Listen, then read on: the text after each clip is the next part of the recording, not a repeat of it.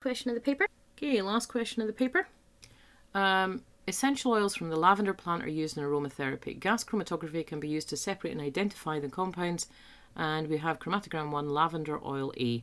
If we ignore B, I'll just put that to the side because I need it for the next question, so I wanted to compare. Okay, you've then got, so you've got the numbered peaks, what they are, and the component peak area. Okay, and then it tells you an equation.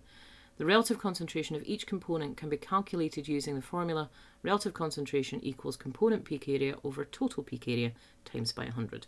Calculate the relative concentration of linalool in lavender oil A. So this one here. Here's our component peak area.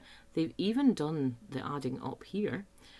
So I'm just looking for my concentration is 31,909 over 79,310, and yeah, just doing that calculation gets me 40.23%.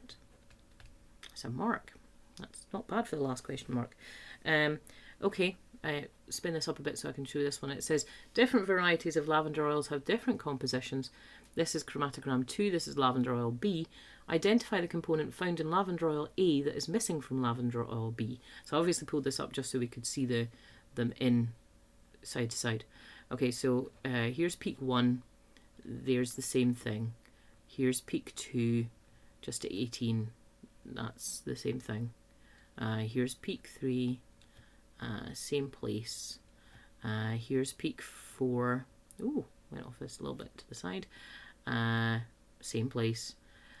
Peak 5 is missing, and 6 is good.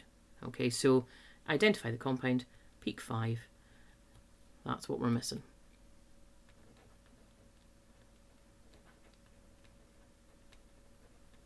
It's okay, it's just working it back and forward. Okay, calculate, oh no, I've done that bit. A brand of mouthwash contains the component 1,8-cineol at a concentration of 0.292 mg per centimetre cubed. Cost of 1 kilogram. It's given at £59.10. Calculate the cost in pence of 1,8-cineol that is present in 500 centimetres cubed bottle of this brand of mouthwash. Okay. Right, have I got? Yeah, I've got a pen. Right. Okay, so what we're looking for is, so in 500 centimetres cubed, okay, we would have 0.92 megs times 500. Okay, because that was per centimetre cubed. So I have in total 460 milligrams. Right, now I just need to work out cost. So I'm told that 1 kilogram, 1,000 grams, okay, is £59.10. I've got this in milligrams. I don't want to keep this in milligrams if the other one's in grams. So I'm just going to divide that by 1,000 to get me at 0.46 grams. So 0.46 divided by 1,000 times by 59.1 gives me in pounds 3 pence. Okay, I need it. Well, it's actually that. So that's either 2.7 pence or 3 pence.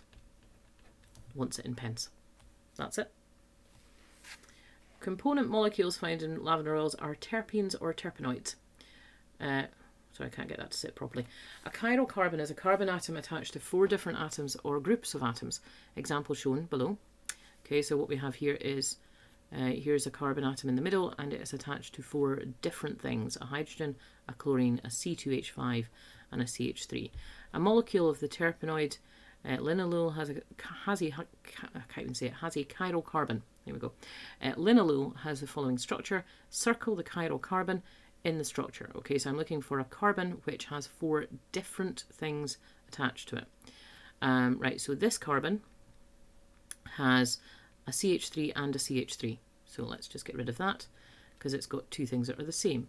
This carbon cannot possibly be it because it can only have 3 things attached to it, and it says it's 4, so get rid of that.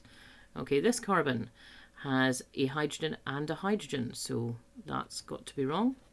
And the next one's got the same problem.